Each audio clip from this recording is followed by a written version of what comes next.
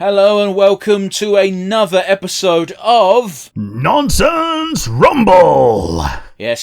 For those of you who don't know what this show is, Rick, do you want to give them a rundown on the general rules and the general gist? Yeah, we both pick a fictional character from a category, today's category being a fictional archer, and we talk it out, see who would win. We ban the if clause. If someone would need something to win, then they don't have the thing that they need to win, unless it's part of their standard kit at all times. Yeah, so we came up with a little bit of a roadblock last week in the sense that I sort of added the caveat of, well, it kind of depends what level Obi-Wan is at. Yeah, sometimes there is a when clause when the character is depicted over multiple incarnations of themselves, multiple stages of life. Yeah. Also, something Rick neglected to mention is we are a big fan, or at least I am a big fan, of the Stan Lee rule as to who wins a crossover event, and that is whoever's writing the crossover event likes that character more. Yeah.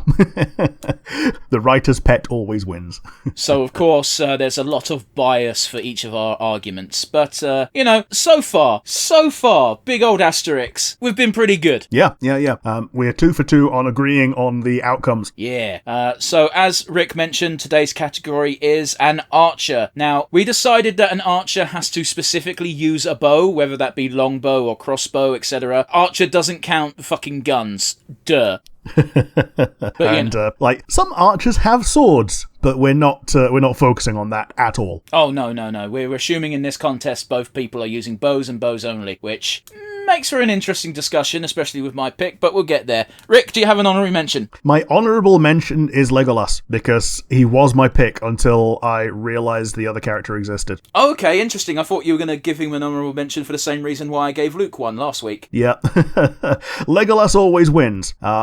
He's undefeated in Lord of the Rings. He has an incredible kill count, but he is matched almost number for number by a dude with an axe.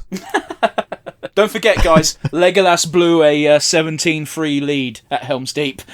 Yeah, just by surfing on the shield and looking cool. What is it? I remember someone said once, my favourite part of the book Lord of the Rings was when Tolkien wrote, and then Legolas did a sick slide down a set of stairs on a shield. Yeah, sick kickflip. Just imagine Tolkien writing that into his novel. And he did a sick ass kickflip.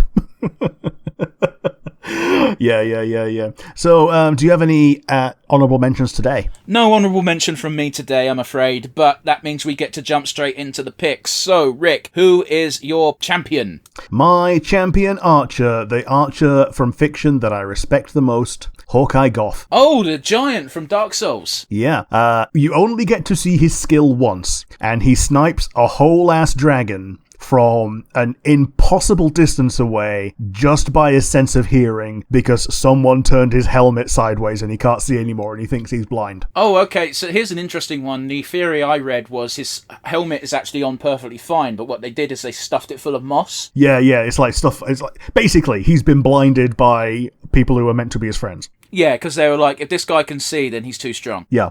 He had to be nerfed.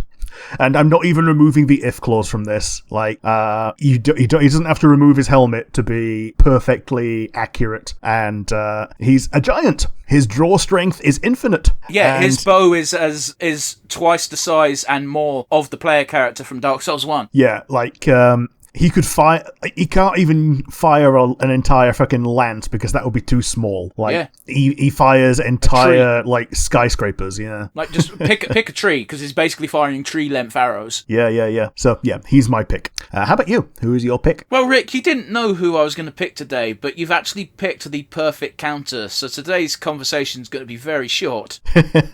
Who'd you get? I picked one Claude Von Reagan from Fire Emblem Three Houses because he can shoot while on a wyvern, which means fuck all when fighting Goth.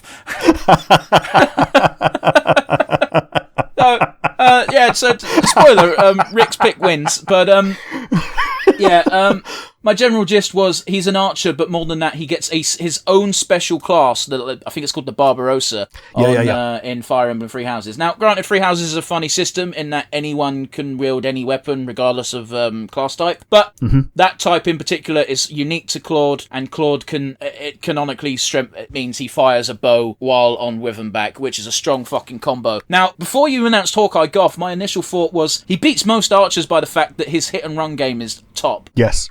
Like anyone else on the ground is going to be having to use standard ranger bitch-ass tactics of fire an arrow and then hide in leaves. Yeah. Whereas, literally like Mongolian horseback archers, but turned up a notch with Claude. Yeah. But here's the thing, doesn't matter with Goth.